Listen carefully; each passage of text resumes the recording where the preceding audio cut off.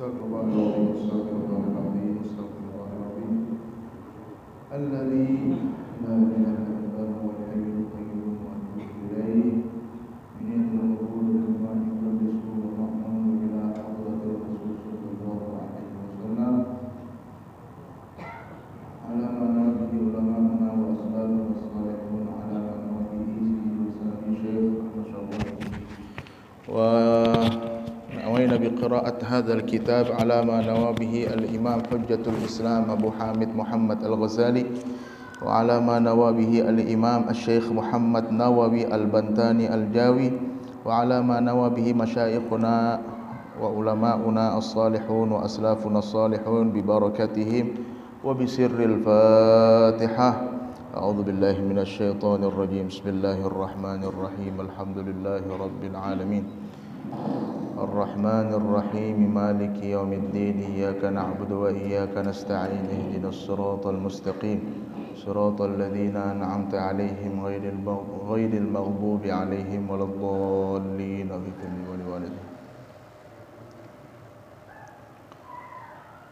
السلام عليكم ورحمة الله وبركاته. بسم الله الرحمن الرحيم. الحمد لله رب العالمين.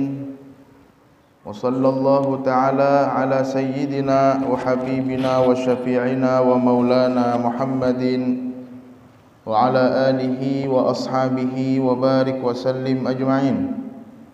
رب اشرح لي صدري ويسر لي أمري واحلل عقدة من لساني يفقه قولي. قالوا سبحانك لا علم لنا إلا ما علمتنا إنك أنت العليم الحكيم. أما بعد. Jamaah kaum muslimin dan muslimat, bapak dan ibu yang dimuliakan Allah, di kesempatan yang berbahagia ini marilah kita memulai pengajian kita sebagaimana biasanya dengan memanjatkan puji syukur kehadirat Allah Subhanahu wa taala karena kita masih ditempatkan di sebuah kegiatan yang baik, sebuah peribadatan. Setelah kita melaksanakan salat maghrib berjamaah, kita lanjutkan kembali dengan rutinan kita setiap hari Senin malam Selasa untuk sama-sama kita mengingat kembali nasihat-nasihat dari para ulama yang kita ambil dari kitab Bidayatul Hidayah karya Imam Al-Ghazali, yang mana kitab Bidayatul Hidayah Imam Al-Ghazali ini merupakan sebuah formulasi, sebuah komposisi atau sebuah komponen, sebuah perangkat yang disiapkan oleh beliau untuk membantu kita mencapai kesempurnaan ibadah. Makanya dari apa yang kita dapati nasihat Imam Al-Ghazali di dalam kitab ini, maka kita jadikan itu sebagai bahan kita untuk evaluasi, perbaikan, peningkatan amal. Maka penekanan dari nasihat Imam Al-Ghazali ini harusnya diterapkan oleh diri kita pribadi dulu sebelum kita mengajarkannya kepada orang lain. Kitab Bidayatul Hidayah ini merupakan sebuah apa yang dipersiapkan oleh Imam Al-Ghazali untuk kita dapat mencapai kesempurnaan ibadah kepada Allah Subhanahu wa taala. Terakhir yang sudah kita bahas masalah al-mira' wal jidal, masalah diskusi dan debat, berdebat kusir. Berdebat kusir lebih baik dihindari, terkecuali jika ada sangkut pautnya dengan masalah yang wajib atau ada sangkut pautnya dengan hak perorangan, hak Bani Adam, hak adami, maka mau tidak mau itu harus dilakukan. Berdebat di sini juga bukan hanya semata-mata duduk atau mempersiapkan sebuah tempat khusus untuk berdebat, tidak. Lebih sederhananya lagi, maksud dari berdebat di sini adalah ketujuh menyalahkan orang, ketujuh menyalahkan orang lain. Itu juga termasuk debat.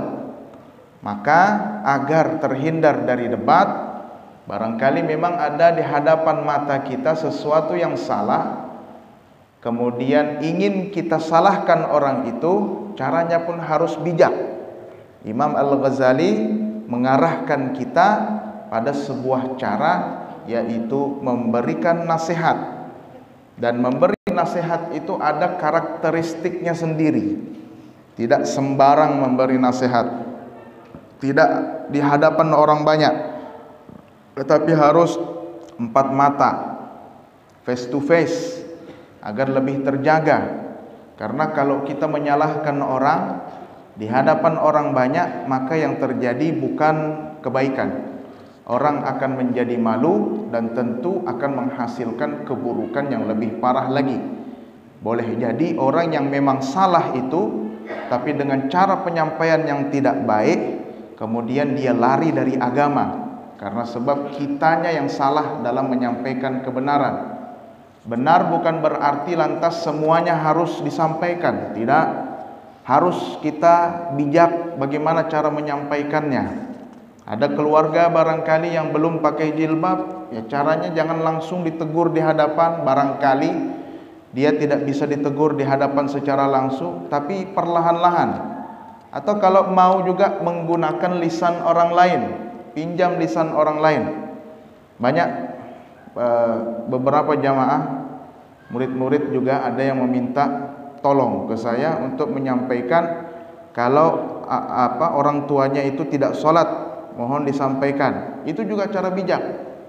Barangkali dengan meminjam lisan lidah orang lain, itu menjadikan orang yang salah perilakunya berubah menjadi baik.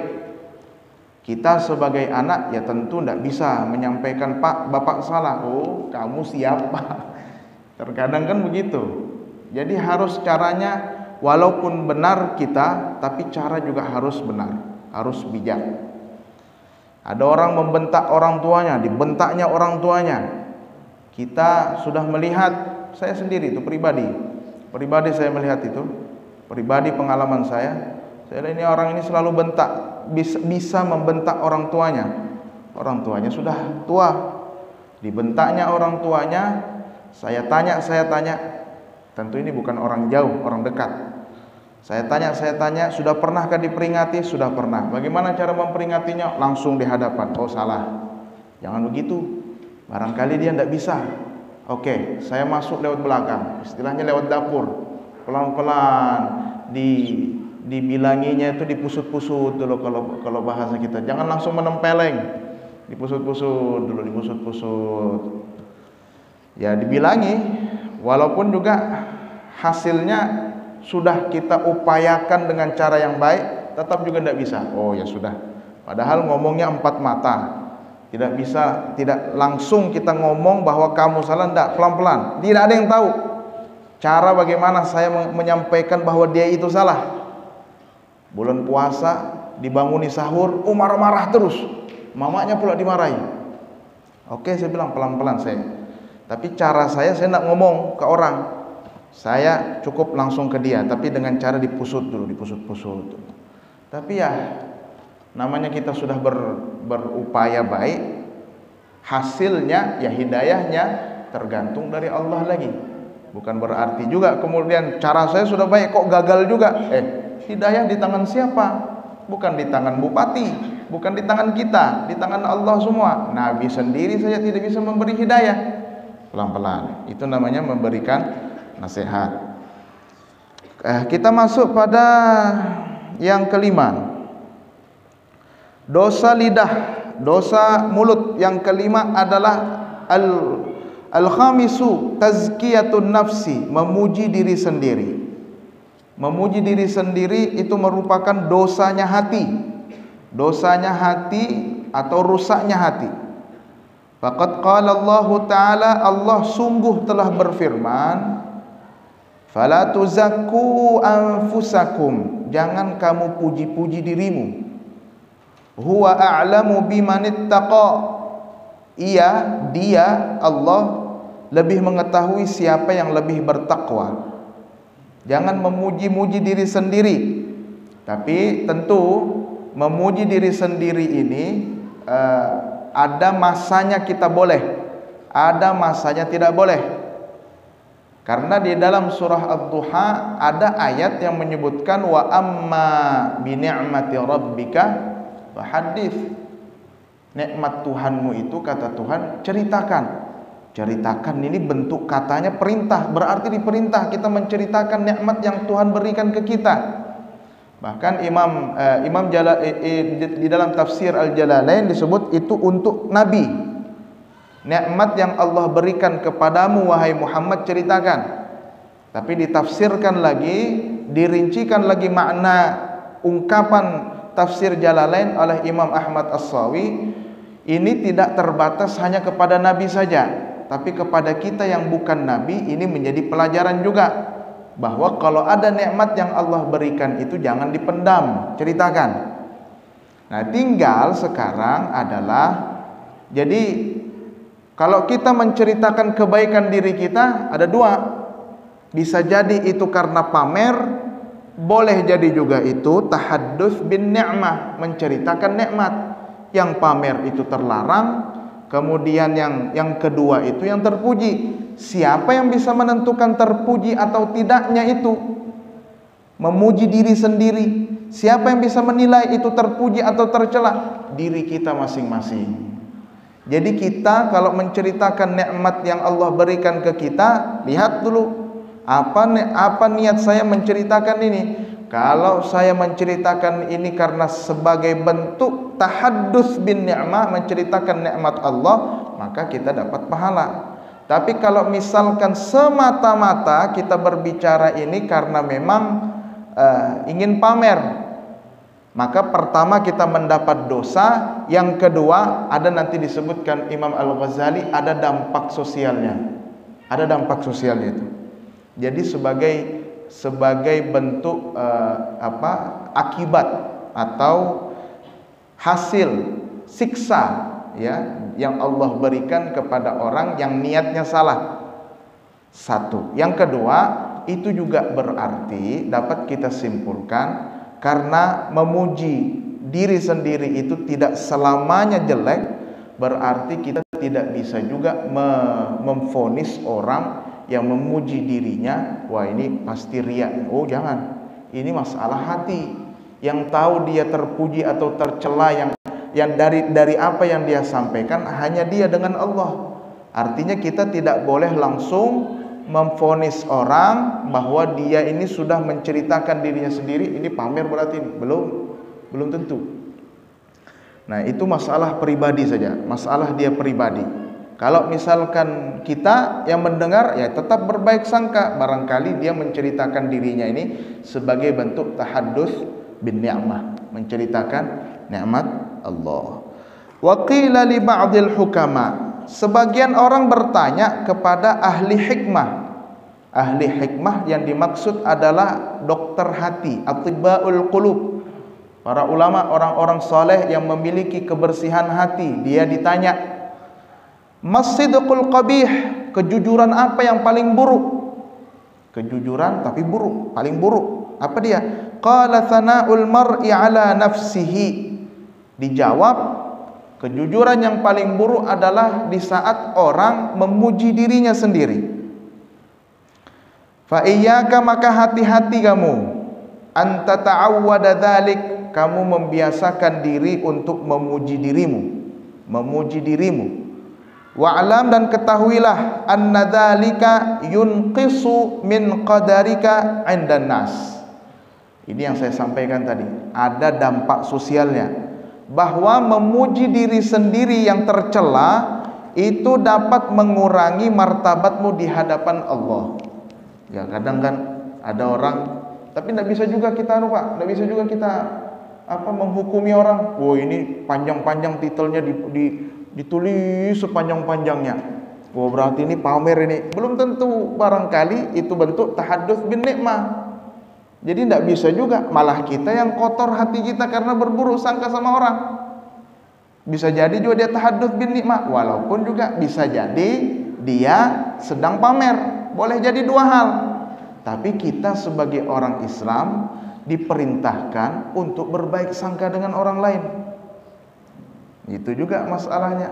Jadi kita ini serba dilema melihat orang memamerkan, bahkan barangkali ya, memamerkan harta dia misalkan.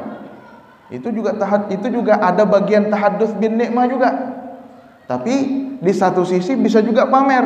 Jadi bagaimana? Pertama, jangan dulu kita berburuk sangka, barangkali dia tahadduts bin nikmah. Walaupun juga bisa jadi dia pamer, dia sendiri yang tahu. Dia sendiri yang tahu. Kita lihat dampak sosialnya apa kemudian.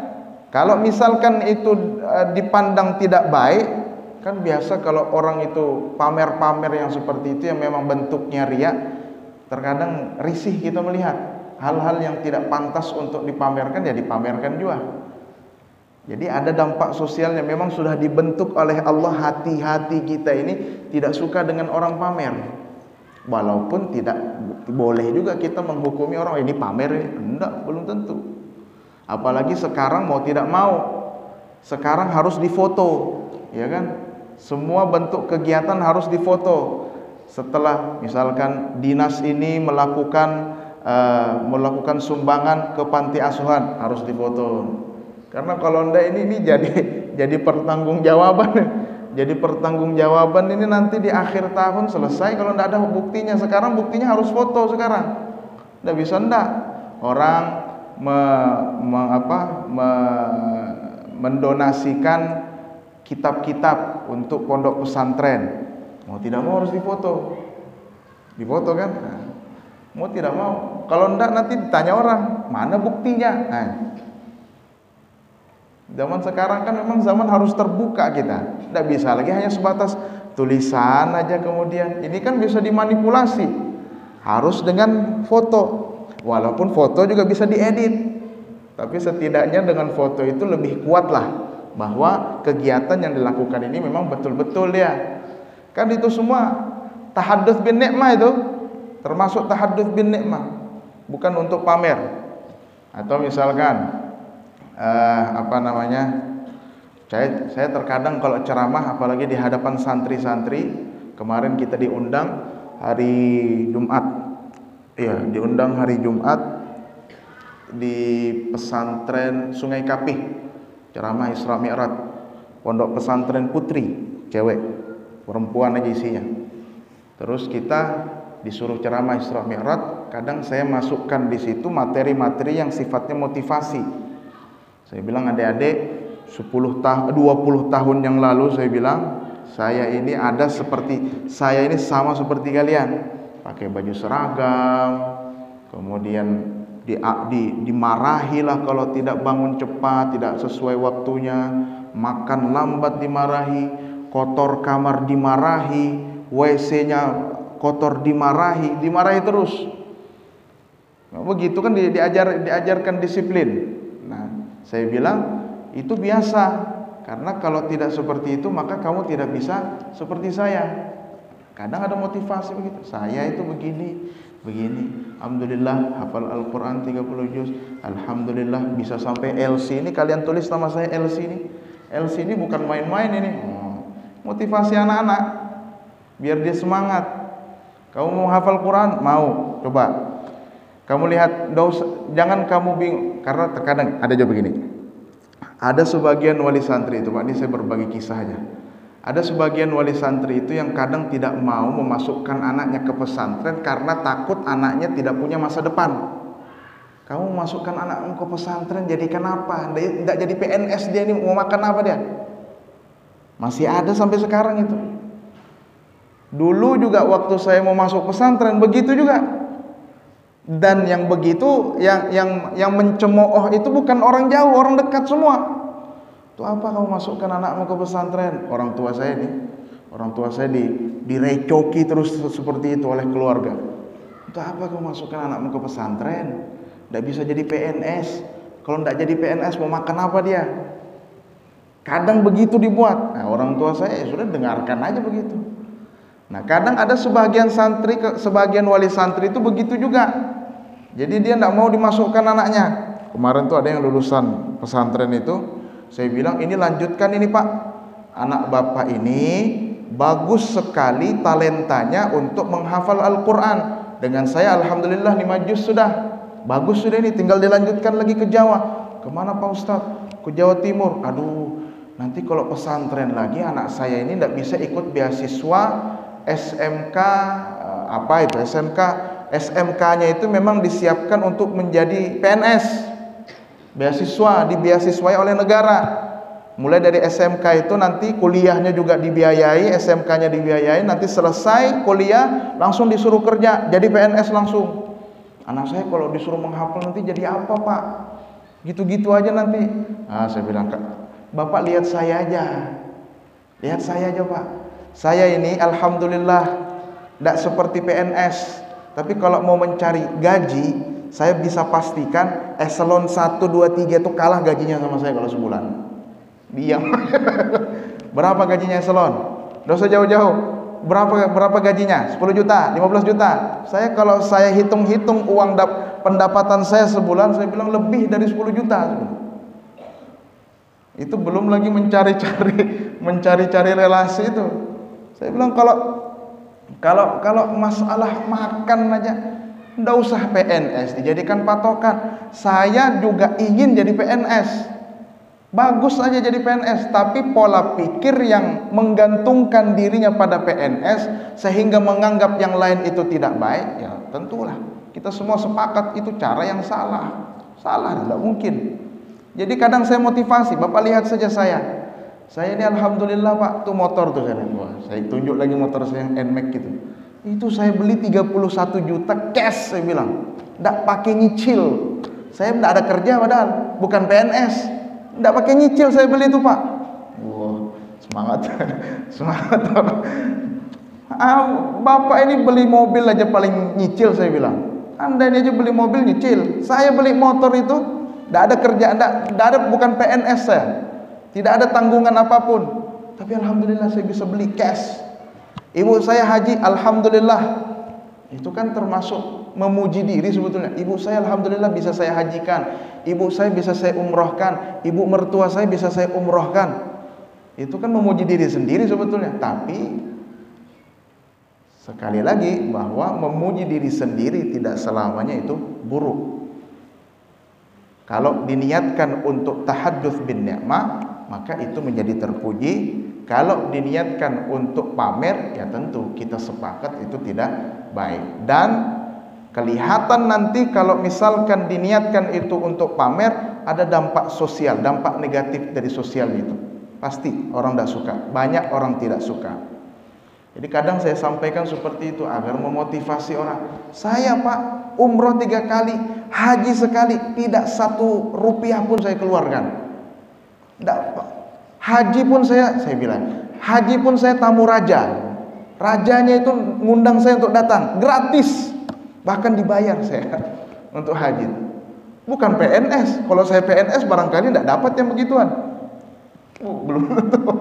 Belum tentu. Nah, itu kadang yang seperti itu juga ada kondisi-kondisi tertentu yang harus kita sampaikan. Tahadduts bin ni'mah itu tadi.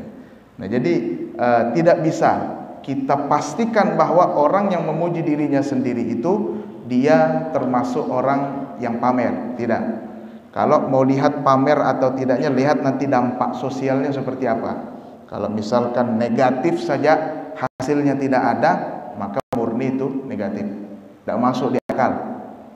Tapi kalau nilainya positif, ya walaupun tidak semua orang suka, pastilah namanya manusia, makhluk sosial, ada yang suka, ada yang tidak suka. Barangkali dengan apa yang disampaikan, oh itu sombong itu, oh itu pamer itu, ya saya yang penting niat saya untuk memotivasi orang, untuk tahadduts bin ni'mah, menceritakan apa yang saya dapatkan berupa nikmat dari Allah Subhanahu wa taala.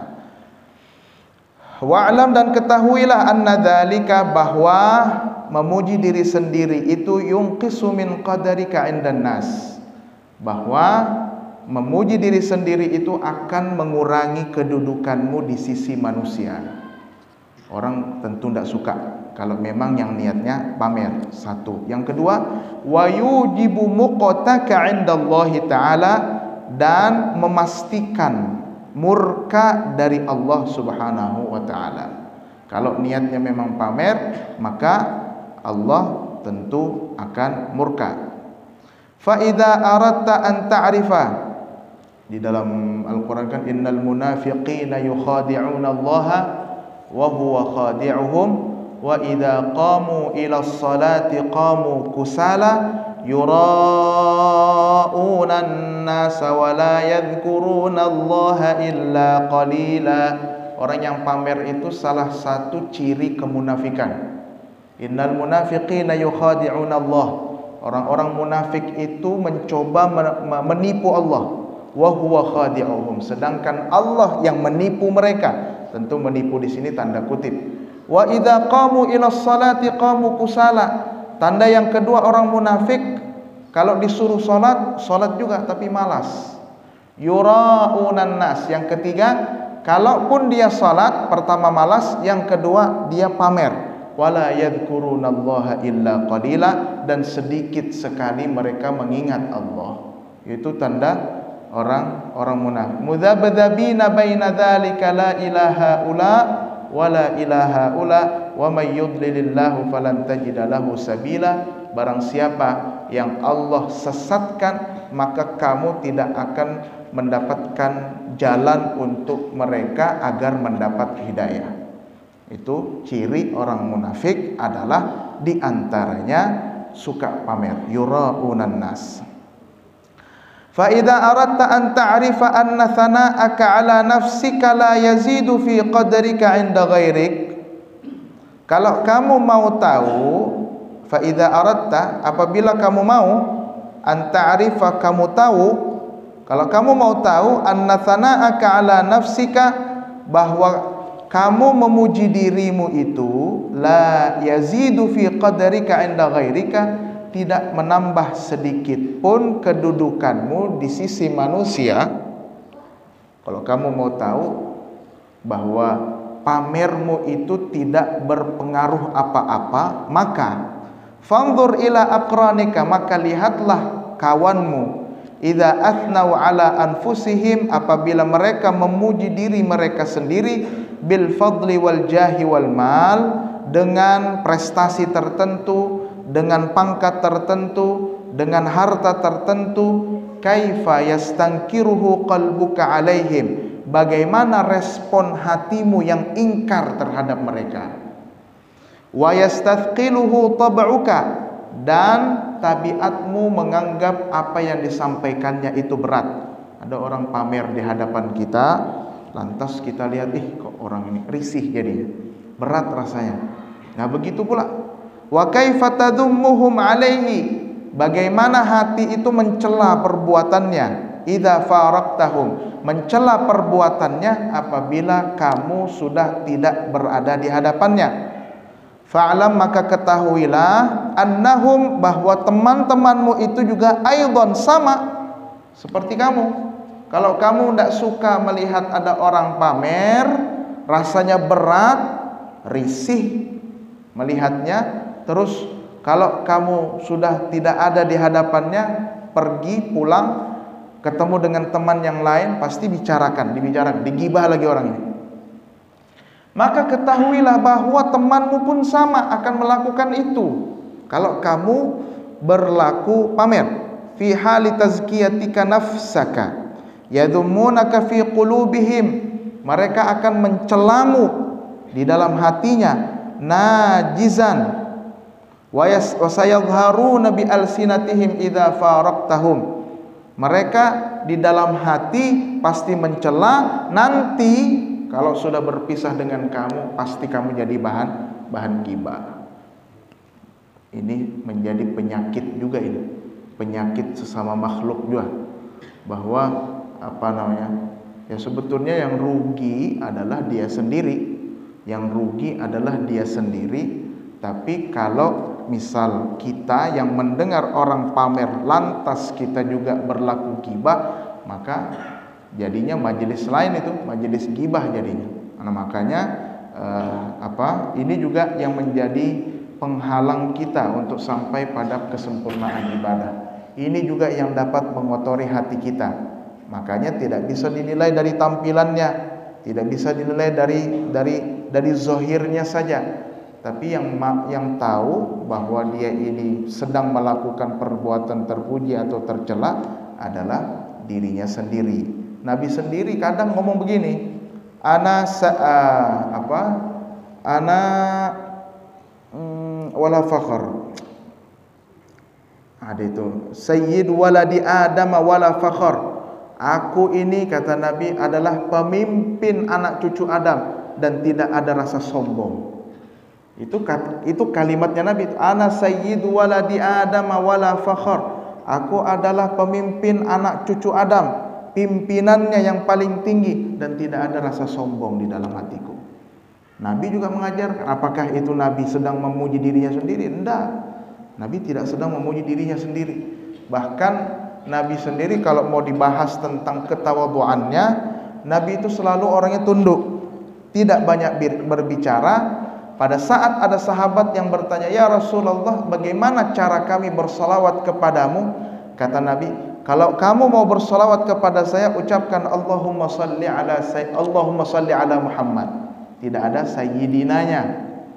Kenapa tidak ada sayyidinanya? Itu rendah hatinya Rasulullah. Walaupun kalau kita mau tambahi sayyidina, ya tidak apa-apa, bahkan lebih bagus. Seperti di dalam sholat, kadang juga ada orang tanya, Ustaz, bagaimana kalau kita itu bersalawat di dalam sholat pakai sayyidina, apakah boleh?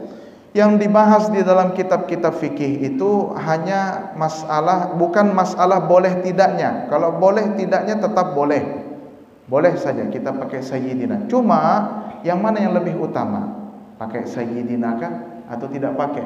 Asyhadu an la ilaha illallah wa asyhadu anna Muhammadar Rasulullah. Allahumma salli ala Muhammad kah atau Allahumma salli ala Sayyidina Muhammad?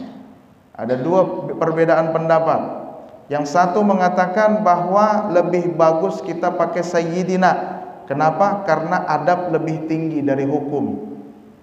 Adab lebih tinggi dari hukum. Sopan santun, tata krama lebih mulia lagi daripada kita hukum, hanya mengamalkan hukum saja. Toh semua sepakat boleh, cuma yang dipertentangkan yang mana yang lebih utama. Nah, yang satu lagi mengatakan bahwa lebih bagus tidak pakai sayyidina. Kenapa? Karena yang diajarkan Nabi itu disebut ittiba, mengikuti secara langsung tanpa ada yang ditambahi, tanpa ada yang dikurangi, itu lebih baik daripada menambah-nambah. Artinya ada dua pendapat di situ. Ada yang pakai Allahumma salli ala Muhammad. Kenapa pakai Allahumma salli ala Muhammad? Saya tidak enak kalau pakai sayyidina karena Nabi menambah. Karena Nabi hanya mengajarkan tidak ada sayyidinanya. Kalau kita pakai Allahumma salli ala sayyidina Muhammad juga tidak salah, karena adab jauh lebih tinggi, lebih luhur, lebih mulia daripada hukum.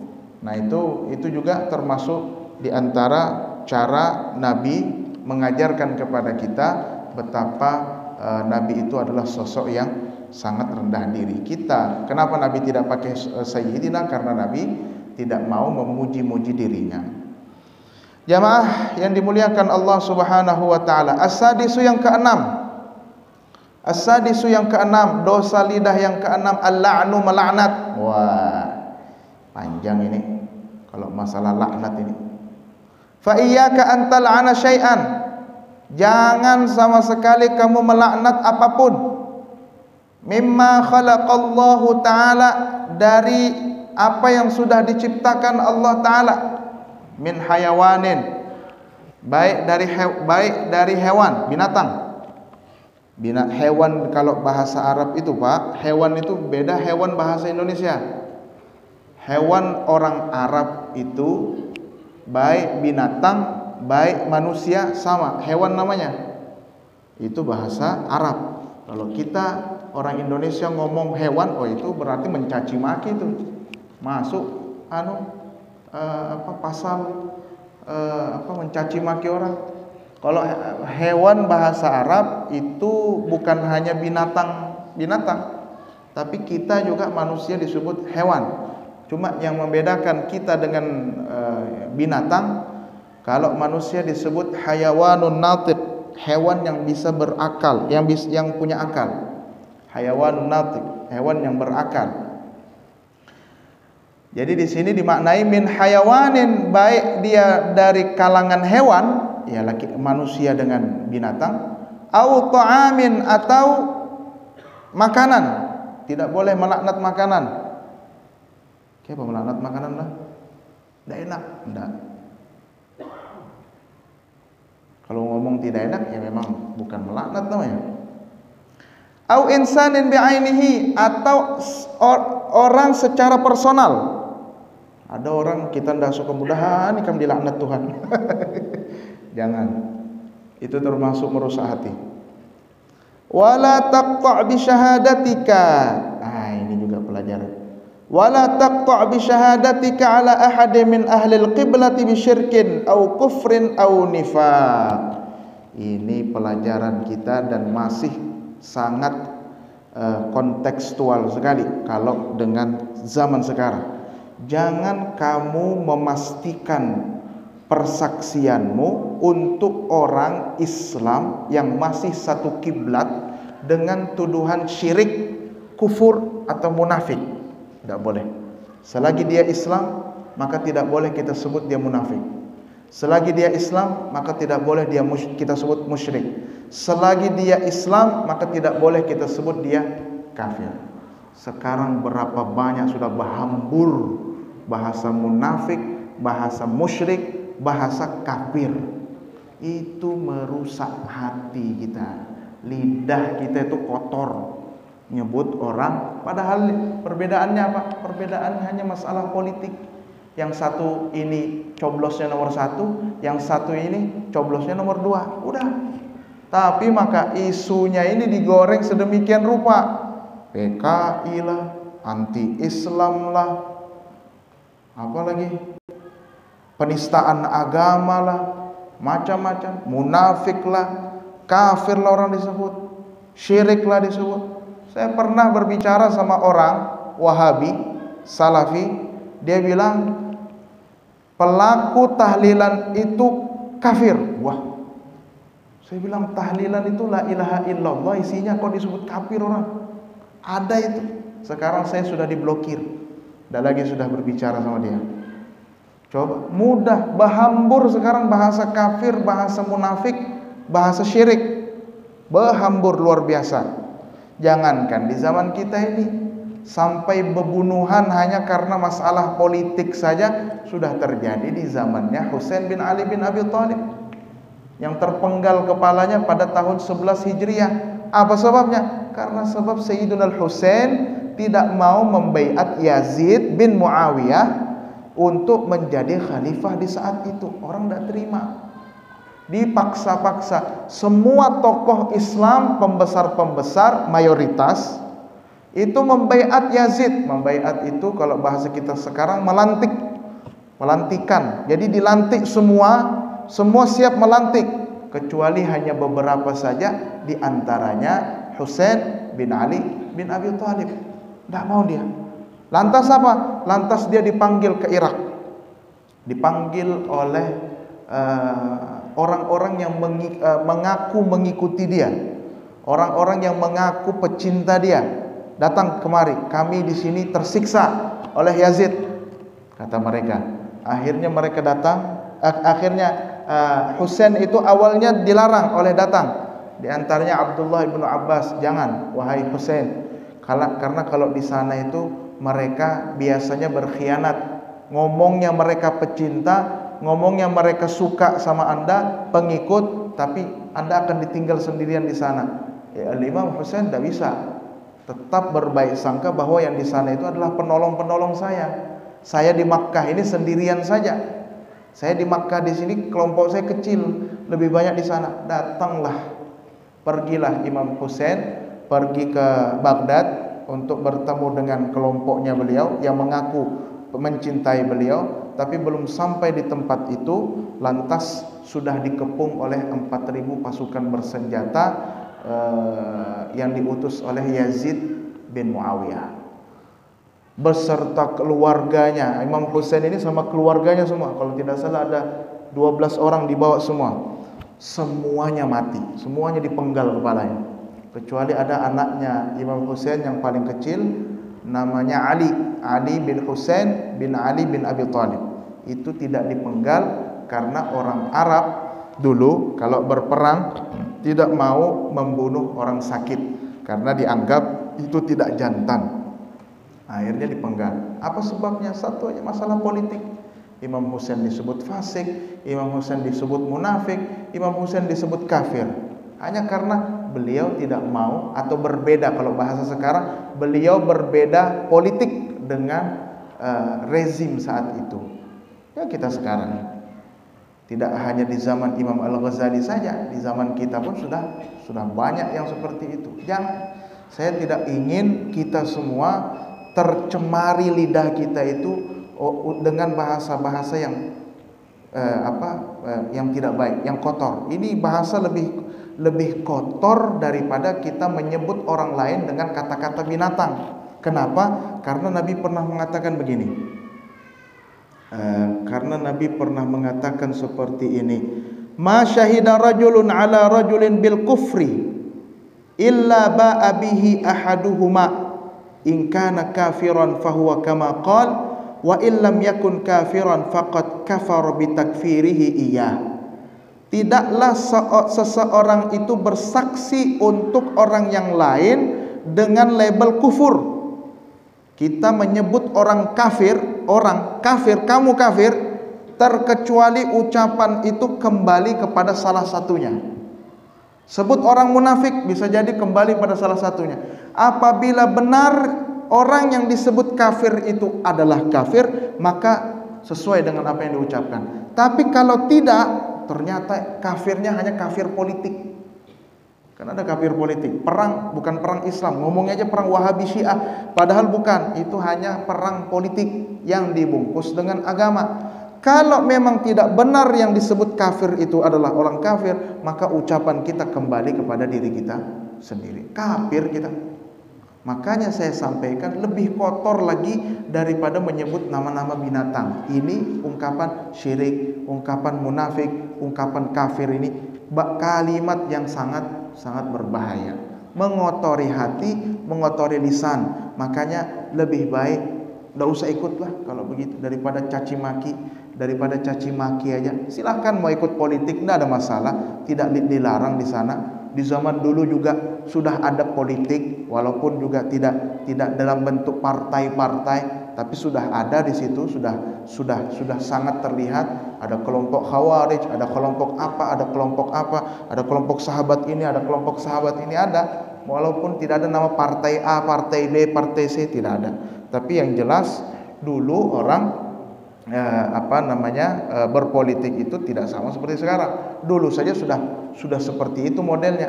Nah, kita sekarang ini kan tentu harus lebih menjaga diri kita. Jangan sampai hanya karena kecuali kalau misalkan memang dia menyembah selain Allah, misalkan yang betul-betul kita lihat dia sujud, misalkan sujudnya sujud ke patung Nabi Isa, misalkan patung Yesus, patung yang dianggap sebagai Nabi Isa, bisa jadi itu boleh kita sebut dia kafir. Kalau sudah yakin maka iya, kalau belum janganlah dulu.